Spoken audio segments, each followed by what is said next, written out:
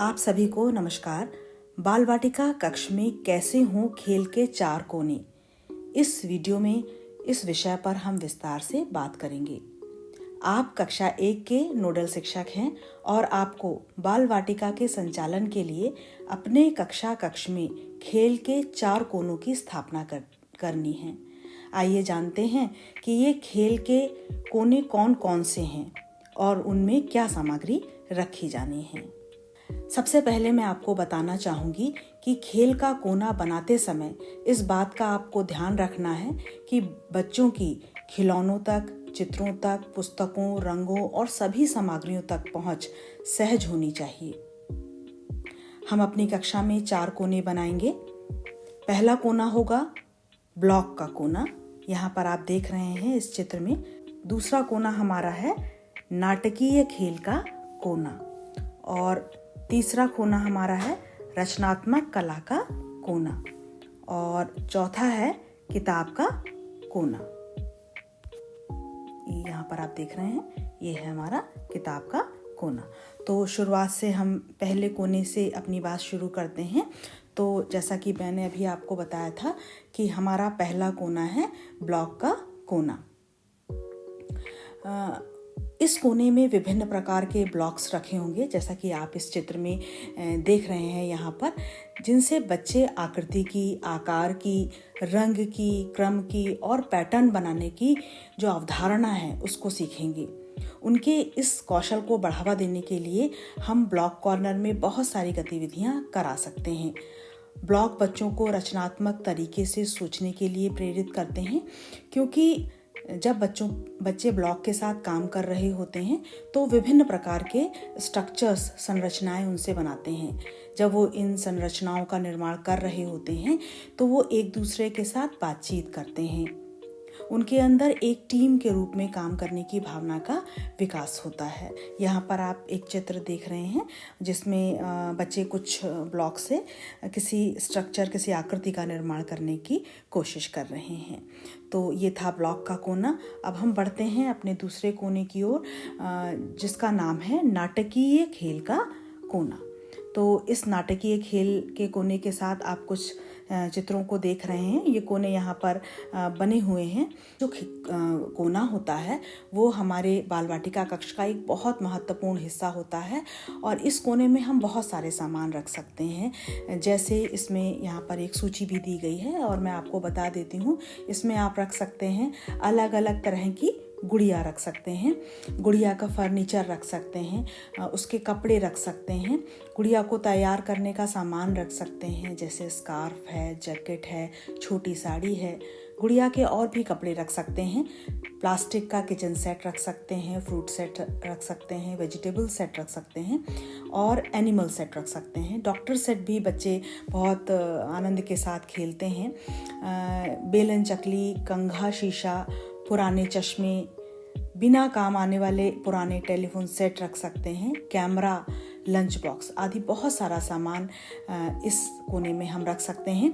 इस कोने में जब बच्चे काम करते हैं तो उनमें कल्पनाशीलता का विकास होता है और भाषाई विकास के साथ साथ समाजीकरण का भी विकास होता है। जब बच्चे नाटक कर रहे होते हैं तो वो अपने आप को विभिन्न भूमिकाओं में रखते हैं और स्थितियों को समझने की कोशिश करते हैं। जिस भूमिका में वे होते हैं उस स्थिति को समझते हुए उस चरित्र को जीने की कोशिश करते हैं।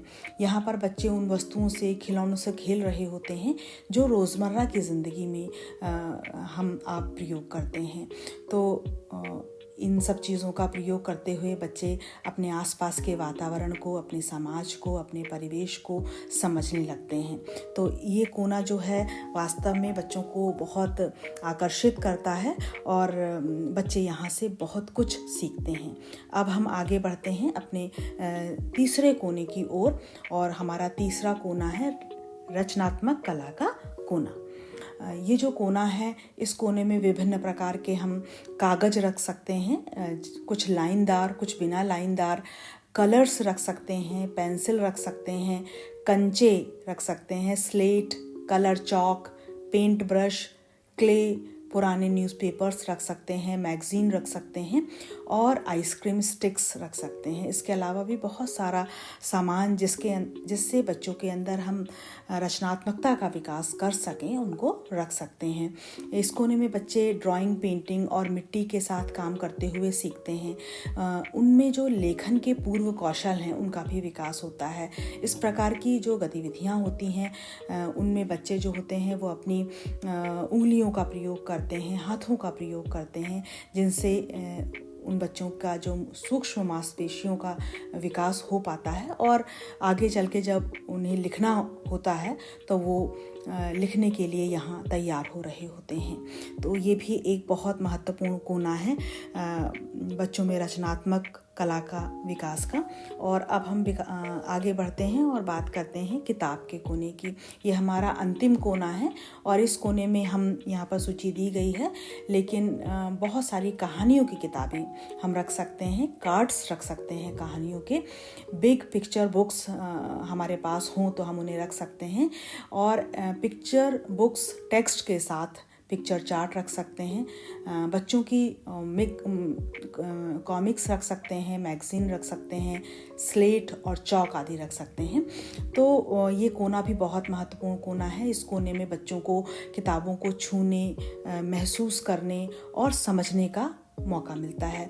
जब बच्चे किताबों के संपर्क में आते हैं तो वो किताबों को सामने से और पीछे से पहचानना शुरू कर देते हैं। वो सीखते हैं कि हमें किस प्रकार पन्ना पलटना है, पुस्तकों को कहाँ से पढ़ना शुरू करता है। ऐसी बहुत सारी दक्षताओं को वो यहाँ सीखना शुरू करते हैं। तो इस प्रकार आपने देखा कि हम इन 4 कोनों के माध्यम से बच्चों के अंदर बहुत सारी जो दक्षताएं हैं उनका विकास कर सकते हैं।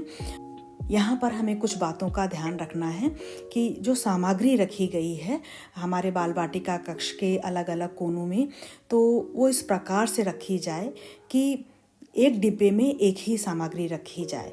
जैसे एक डिब्बे में आप ब्लॉक्स रख दीजिए, एक डिब्बे में मोती रख दीजिए, एक डिब्बे में कंकड़ रख दीजिए। इसके अलावा आप ऐसे डब्बों का चयन करें जो पारदर्शी हों, यानी आर पार दिखाई देता हो और बच्चे देखकर पहचान सकें कि इसमें क्या रखा है। इसके अलावा ऐसी चीज़ें भी ना हो जिससे बच्चों को चोट लगने का खतरा हो। और ये भी बात ध्यान रखनी है कि जो डब्बे के अंदर सामग्री रखी हुई है उसका नाम उस डब्बे के बाहर लिखा हुआ हो। धीरे धीरे बच्चे लिखावट पहचानने लगते हैं, अक्षरों को पहचानने लगते हैं और समझने लगते हैं कि क्या लिखा है और इसके अंदर क्या रखा है। डिब्बे इस प्रकार के होने चाहिए कि जिसमें बच्चे आसानी से अपना हाथ उसमें डालकर निकाल सकें और सामग्री को उसके अंदर रख सकें। इसके अलावा भी कक्ष में जो हमारी खिड़की हैं, दरवाजे हैं, कूड़ादान हैं और बॉक्स रखे हैं, अलग अलग तरीके के जूते चप्पल रखने की जगह है, उसको हमें लेबल लगा के रखना चाहिए। तो ये कुछ सामान्य जानकारी है हमारे बाल वाटिका कक्ष की। तो इस वीडियो के माध्यम से मुझे आशा है कि आपको हमारे बाल वाटिका कक्ष में जो 4 कोने बन रहे हैं उसकी जानकारी हो गई होगी और आप अपने कक्ष में इन 4 कोनों का निर्माण करते हुए बच्चों का सीखना सुनिश्चित करेंगे। धन्यवाद।